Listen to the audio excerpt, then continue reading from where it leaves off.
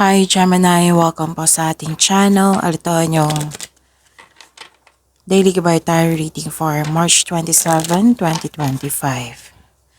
Please be reminded kung naka-resonate kayo, comment down. Kung hindi kayo naka-resonate, ibigay niyo po sa iba kasi channel reading po ito. Para po ito sa inyo, Gemini, ngayong March 27, 2025.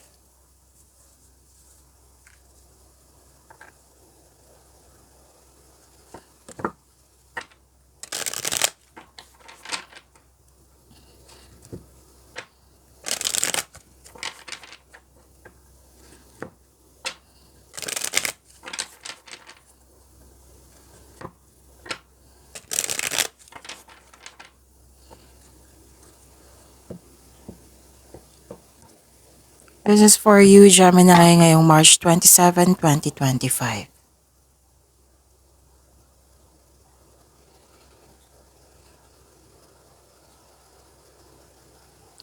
Maraming salamat po sa inyong patuloy na suporta at maraming salamat din po sa mga hindi nag-skip ng ads. Gamitin ang reading na ito bilang gabay lamang. Sa mga hindi pa nag-subscribe, subscribe na po kayo at click bell notification para malaman nyo na may bago tayong video. Para sa mga gustong magpa-reading po, may lumabas dyan sa screen nyo ngayon. Panoorin nyo po at sundin ang instruction.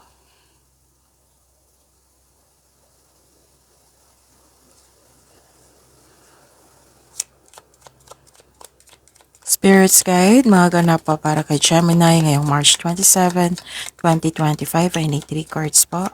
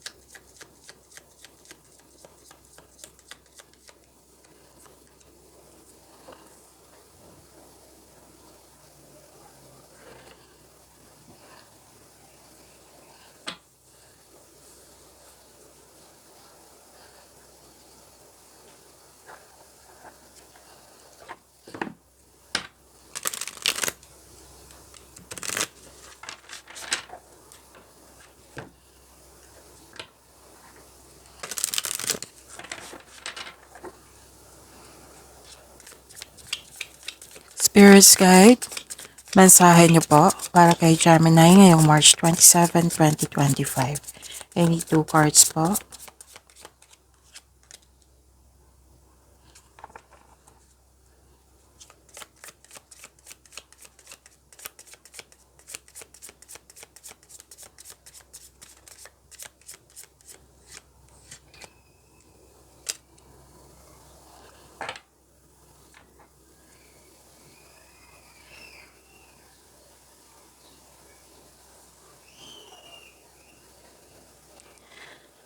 Ngayong March 27, 2025 para po kay Gemini.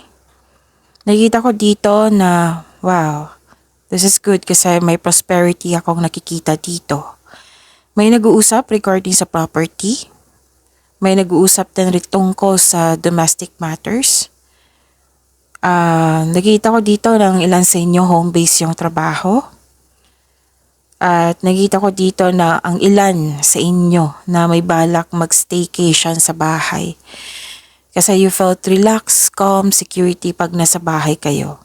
Then ang ilan sa inyo, some of you naman na nagganap na yung staycation sa bahay, nagpahinga kayo. Pwede nag-rest day kayo ngayon.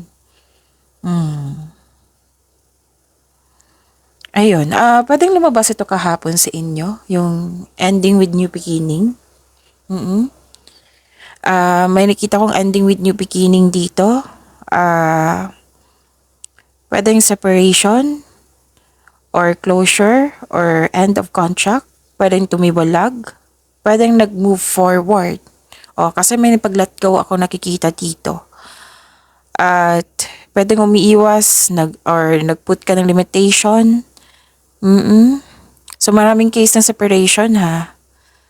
At nakikita ko dito na may concern ka sa isang tao na pwedeng sobrang stricto or mahirap kausap.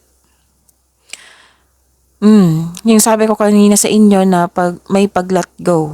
Kasi pwedeng nabibigatan ka, nahihirapan ka, at nagpasya kang tulungan yung sarili mo at nagkaroon ng pag-let go at nagkaroon ng transformation. Yan. Pwedeng lumabas ito kahapon sa inyo or the other day. So, until now, pinaprocess nyo yung pagbabago. Oo. Kasi, kung hindi ako nagkakamali, yung kahapon or the other day, hindi mo siya lubusang tanggap yung mga pagbabago or yung mga nangyari. Now, kasi nabibigatan ka na nahihirapan ka na, so kailangan ng pagtanggap. This is also acceptance. Oo, tapos pag-let go, at yun na, nagkaroon ng transformation. Pwedeng sunod dito is healing. Kasi may nakita na akong pagtanggap. At nakita ko dito na may magkakapatid na nag-uusap. Pwedeng kayo or may influence ka sa dalawang magkakapatid. May ganap na excited ka. Oo, may ganap ngayong araw na ito na excited ka. At saka, huwag maniwala agad sa chismis. Alamin niyo muna kung totoo ba ito or hindi. Yung dalawang message po para sa inyo ngayon is all about love. Love is blooming. I felt love. So eternal love, recognize that love is a constant eternal force. Tingnan nyo, puro love. About love. And love, open your heart to give and receive love. Wow.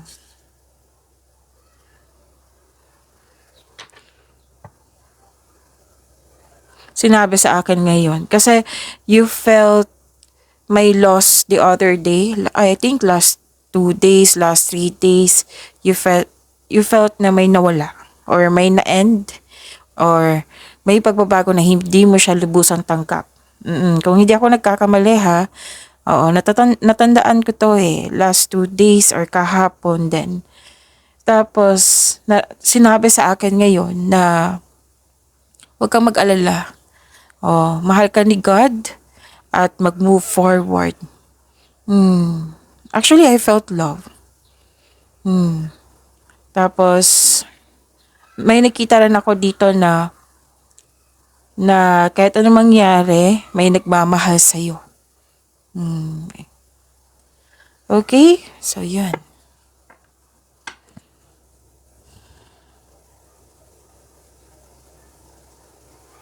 Okay.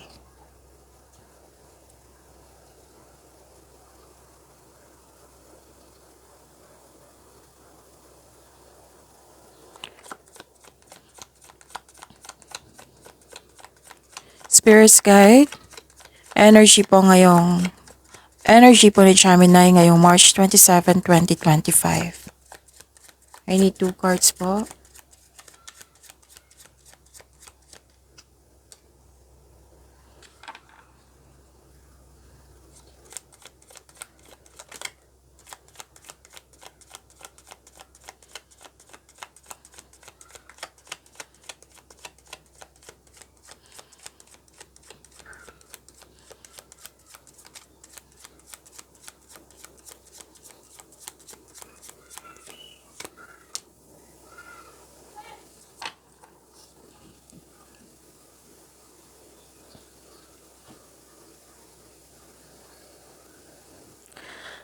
Kung may narinig kayo or may nakita kayong repeating message, meaning to say pinupush ng cards niyo yan kasi ang ilan sa inyo hindi pa binigyan ng atensyon. Na kung maaari din po, bigyan niyo po ng solusyon at aksyon. Remember, Gemini, at the end of the day, alam mo na ikaw lang taong may kakayahan at responsable na gumawa ng sarili mong katotohanan at kinabukasan. May nakita ko dito ang hindi nagkasundo. Nagkaroon ng disharmony. Pwedeng nagkaroon ng disbalance, frustration. Lumabas nga yung separation po. Yung sinabi ko kanina sa oracle cards nyo, lumabas din dito sa tarot cards nyo. So that is a repeating message ha. So pay attention. Pwedeng nagkaroon ng failure to meet the test or pwedeng may nag-promise sa inyo na hindi nabigay. Pwedeng nagkaroon ng avoidance of choice or overcommitment. Nalilito ka sa paggawa ng desisyon.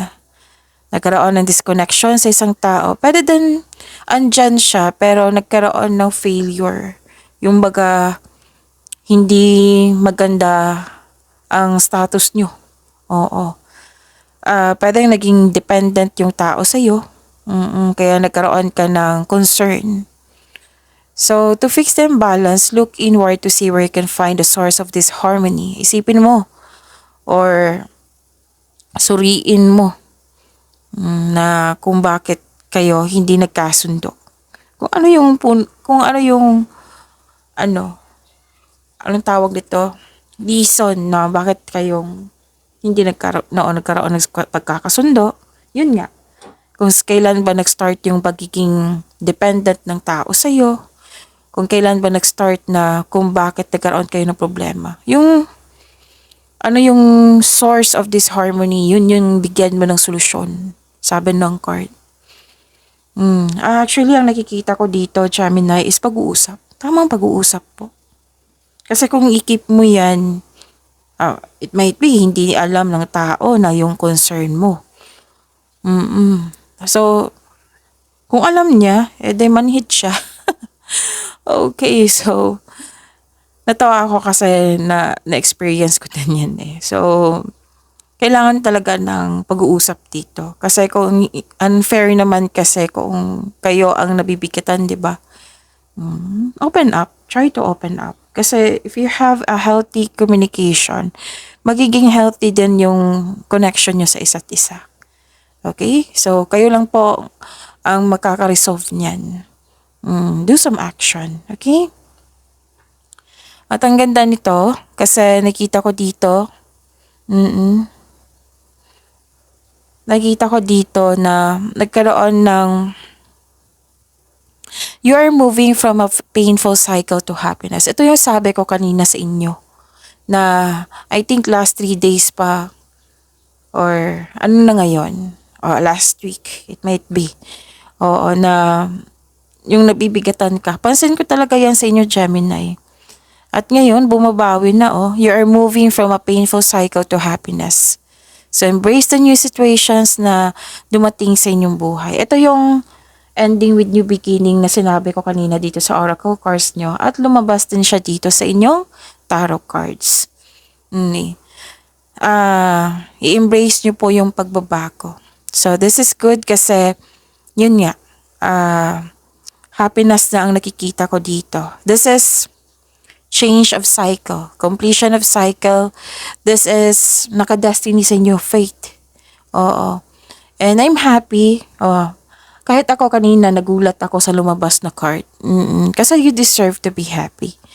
This is good luck and good karma. Kahit anong hirap na naranasan mo the other day, naging pinili mo pa rin na maging mabuti sa inyong sarili, sa inyong kapwa, naging totoo ka. So, claim this good luck, good karma, this happiness. Please know that you are loved. So, this card tells you to focus on what you can control in order to find peace. Let go mo ng hindi mo na makontrol. So, this card is a completion of cycle. May changes sa darating or blessings. Makakatanggap ka ng blessings. Gemini, claim nyo po. And this card tells you na you have strength in new beginnings. The cycle restarts. So, pagbabago na po ito. Gemini, klarong-klaro na dito na sinabi ng cards nyo na this is nakatadhana sa iyo. Nakatadhana po. Okay? Kung may tao na or sitwasyon na hindi mo siya lubos na naunawaan or nang dahil ito nabibigatan ka, may pagkakaayos na. Nakikita ko na yung pagbabago dito, may pagkakaayos na. Tapos may blessings na dumating sa inyo. Wow. So may magandang new experiences after a time of sadness. So this is a blessing, this is good fortune. It might be it might be, kundi may dumating talaga na opportunity. Pwedeng unexpected wealth ito, pwedeng financial stability or stability sa inyong emotions. Let's say, example po ito kung gipit ka kahapon, the other day pa, ngayon magkakaroon ng pagbabago. May pagbabago sa inyong kaperahan na hindi ka nagipit, na naging balanse na. Kung jobless ka the other day, ngayon may chances na kasi may dumating na opportunity. Actually, may malaking pera na parating sa inyo, Gemini. Whether marami kang kliyente, project, or basta makapagbigay sa iyo ng pera.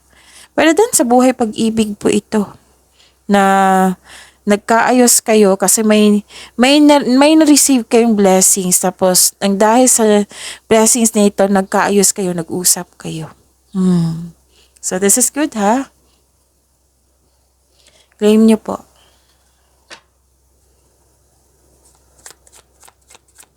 Spirits Guide, Career and Money po ni Gemini ngayong March 27, 2025. I need 2 cards po.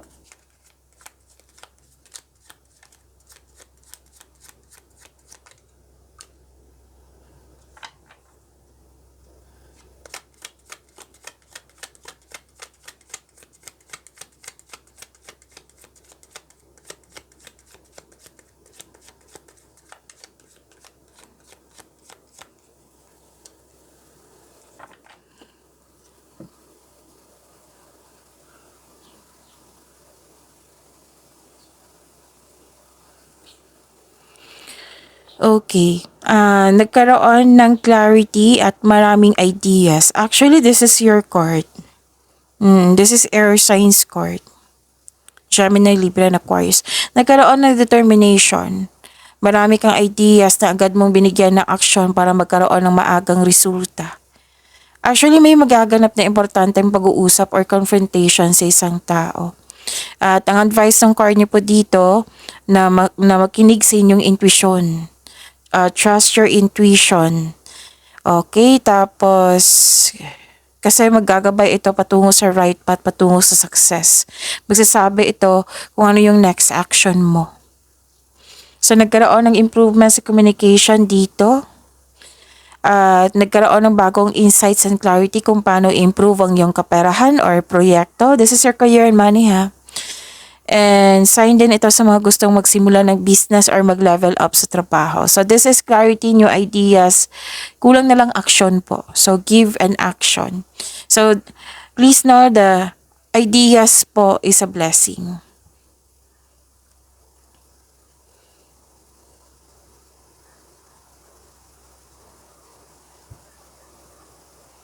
It might be na nag-pray kayo na nag-ask kayo ng divine assistance kay God na kung paano mo mabibigyan yung solusyon ng iyong problema, kung naghahanap kayo ng sagot sa inyong mga katanungan at binigay sa inyo itong mga ideas na ito, itong clarity na ito. Kulang lang ng action. Pero nakikita ko naman dito na bibigyan mo siya ng agarang action. At pwedeng disappointed ka sa current situation mo ngayon or current job. Feeling mo dapat lume-level up ka na. So this card tells you na parte ito ng proseso. Have faith, patuloy mo lang yung pagsisikap, pagsisipag sa trabaho. Dahil nakita ko naman dito, Gemini, na tsak ma-achieve mo yung gusto mong posisyon o kasaganaan. Kailangan lang po ng mahabang pasensya. Oo. Habang nagwo-work kayo, binibigyan mo ng action, movement po, bigyan din ng mahabang pasensya. So, kasama na dito ang pagpaplano, contemplation, at itong pasensya na ito, itong pasensya na ito ay magbibigay sa iyo ng growth. You're very close to see the tangible results sa inyong effort. Huwag kayong mag-give up, stay positive, and be grateful. So, sinabi ng card nyo dito, actually, 2 card na sinabi dito, binigyan ka ng blessings at binigyan mo ng action at binigyan mo ng pasensya at magkakaroon ng growth. Ito na yung sinabi ng card nyo dito, kung bibigyan mo ito ng action, tapos pasensya, nakikita ko dito na makukuha mo yung gusto mo. Basta stay positive and be grateful. Malapit mo nang maabot ang iyong goal sa buhay, parating na ang iyong resulta sa inyong sipag at tiyaga, naghihintay at malapit ka nang mag-harvest. So claim nyo, ha, ang ganda niyan. Kasi sinabi ng cards inyo O ito Gemini, itong mga ideas na ito, bigyan mo siya ng action kasi ito na yung resulta. ito yung magiging resulta. Sinabi na lahat dito, Gemini.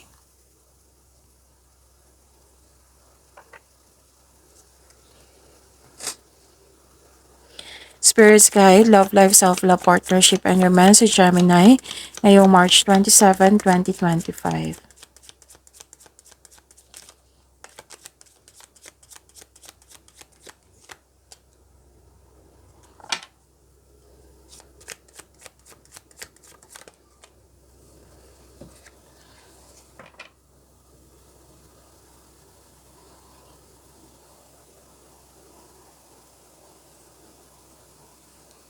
Maraming salamat po sa patuloy na tiwala suporta sa ating channel. At maraming salamat din po sa mga hindi nag-skip ng ads. May hinihintay kayo dito a success, pero kailangan maghintay. It might be this is a process. The delay is all part of the process, so stick sa inyong plano at continue to work diligently. You're almost there, huwag kayong mag-give up. It might be may mga plano kayo. It might be may date pero nagkaroon ng delay.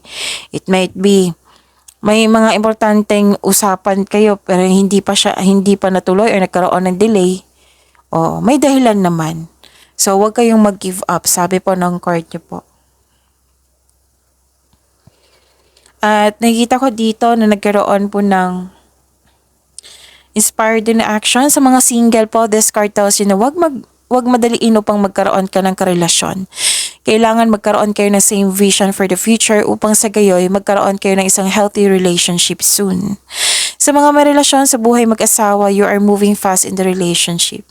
Make it sure na ang couple ay nagkaroon ng vision for the future or mag-create kayo ng solid foundation at mag-establish kayo ng any plans before taking this relationship to the next level. So, kahit sa love life nyo, sa career and money nyo, gusto talagang magkaroon ng pag-next level, pag-level up nyo. Okay, may travel ako nakikita dito and may umuwi na successful and you use your intuition to guide you to the next phase of your life with confidence. So, pagyamanin niyo po yung blessings na binigay sa inyo, Gemini. See you tomorrow. Please like, subscribe, and click po button for notification para updated po kayo sa daily tarot reading natin. Maraming salamat po.